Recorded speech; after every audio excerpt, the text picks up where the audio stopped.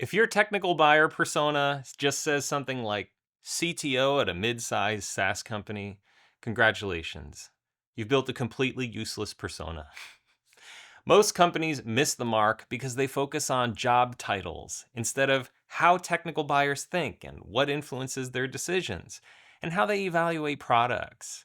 A good technical buyer persona isn't just who they are, it's actually a cheat sheet for how to sell to them effectively. So let's break one down and talk about exactly how to build it.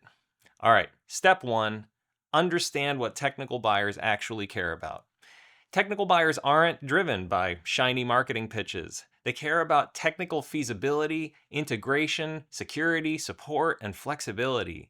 They're often skeptical, time constrained, and highly logical in their approach to evaluation. Their biggest concerns are: does this product integrate with my existing stack? Is it secure, compliant, and reliable?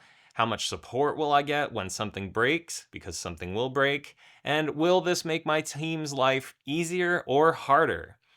So, what you want to do is, I know this is going to be hard, but talk. Talk to actual customers and prospects.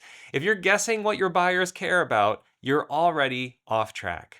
All right, step two, identify the key decision makers and influencers. A technical buyer isn't always the final decision maker. In many cases, they are just evaluating solutions on behalf of their company. And they need to convince the leadership, procurement, and security teams that this is a good product to get and a safe one. So you need to account for multiple people on the, when you're talking about selling. You got to account for end users like engineers, developers, and architects. They care about usability, documentation, and flexibility.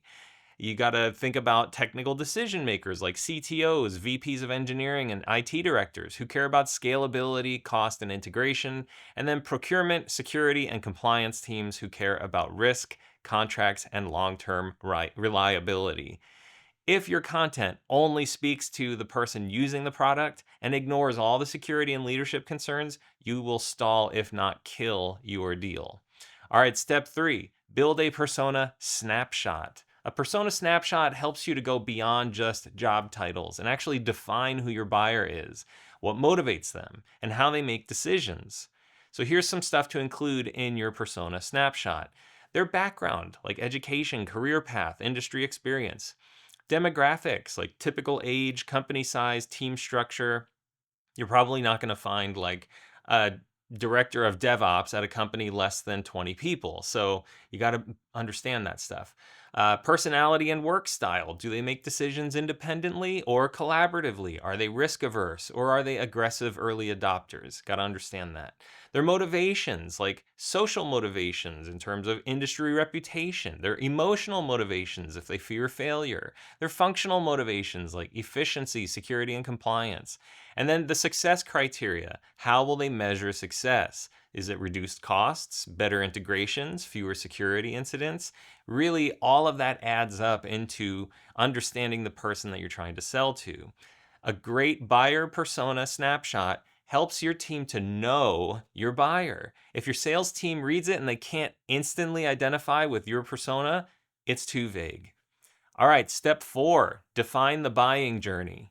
Most sales teams focus only on the decision phase, but technical buyers go through a long process before they ever commit, often months long, and it is brutal.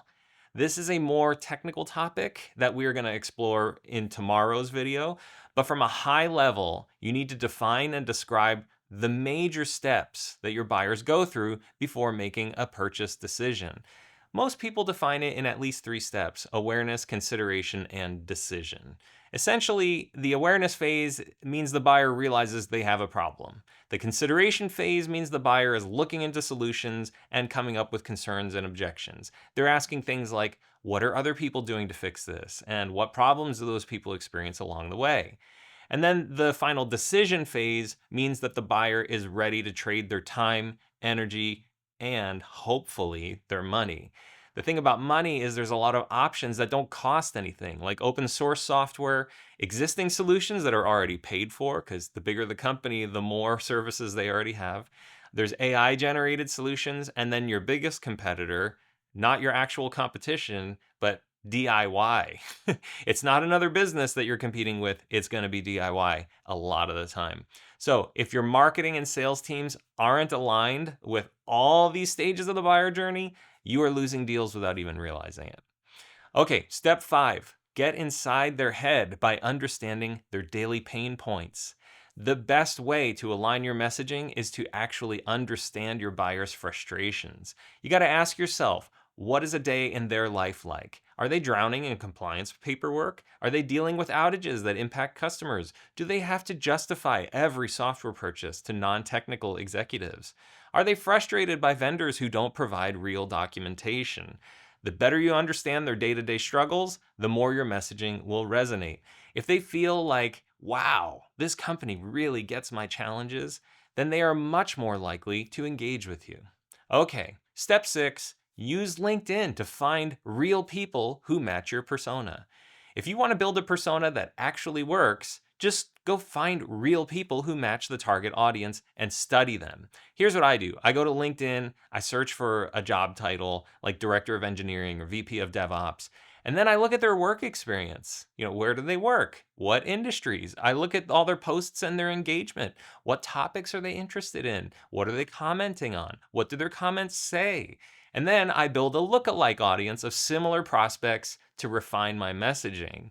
When I put real faces, names, and work experience in the persona documentation, I'm crafting a sales strategy that actually lands. All right, that was a lot of stuff. So it really comes down to making your persona a real sales and marketing tool by really defining a person or a type of person that is going to be your buyer. A great technical buyer persona, it's not just like a document. It's a relatable growth tool that will help you and your sales team to write better sales emails that resonate, to create more relevant content that speaks to real pain points, and to help you build ads and campaigns that target exactly the right people at exactly the right time. Okay, as I mentioned earlier, in the next video, we're going to talk about the buyer's journey through the whole decision-making process. What makes them tick and how your content can guide them from awareness through consideration into deciding on your product.